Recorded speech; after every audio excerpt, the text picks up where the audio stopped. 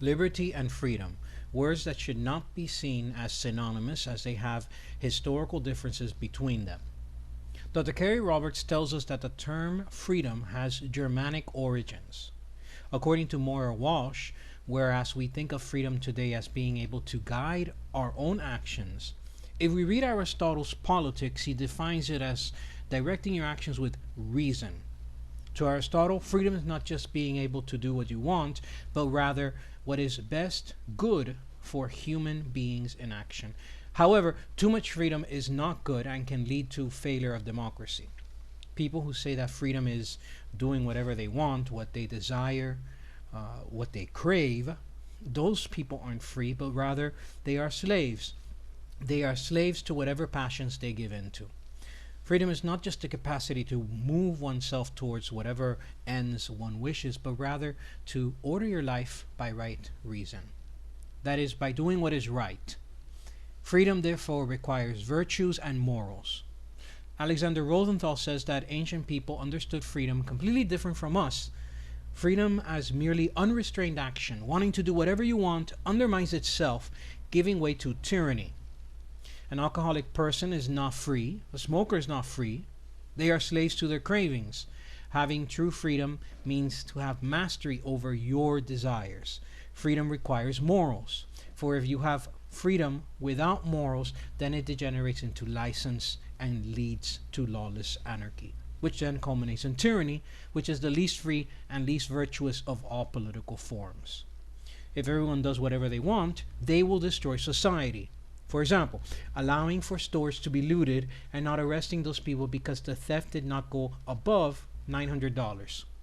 And we already see this happening in certain states like California. If we want true freedom, the way to sustain it would be with virtues. That is, we have to put moral chains upon our appetites. Liberty. Bradley Berzer also says that liberty as we understood it today is different to what ancient peoples understood it. Today, it kind of means that every person can do whatever they want unless it physically harms another. Dr. Kerry Roberts states that the term liberty is Mediterranean and it's from the Roman world. It comes from the Latin term libertas, and it involves a set definition of rights. According to Geoff Kennedy, the Roman concept of libertas, or liberty, means to be free and capable of possessing rights. To Cicero, for example, he equates liberty with license.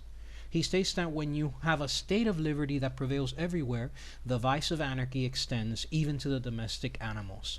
The father fears his son, the son flouts his father, there is absolute freedom, there is no distinction between the citizen and the alien. The schoolmaster fears and flatters his pupils, and the pupils despise their masters. And in the abundance of liberty, even the dogs, the horses, and the donkeys are so free that in the running, the men must actually make way for them in the streets.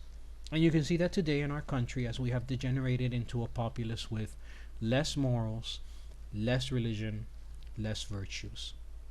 As a teacher, I see it. Children do not respect their parents. You can see it on our southern border. As Cicero says, no distinction between citizen and alien. We're a country of laws, yet look what's going on with the influx of illegal immigrants, more than 1,000 a day. Teachers fear their pupils. Today, teachers are so scared of saying something that might offend someone and lose their job. And if you say something that a student doesn't agree with, they complain immediately to the administration. Pupils despise their masters. Students have no respect for their teachers, authority, police, or the law.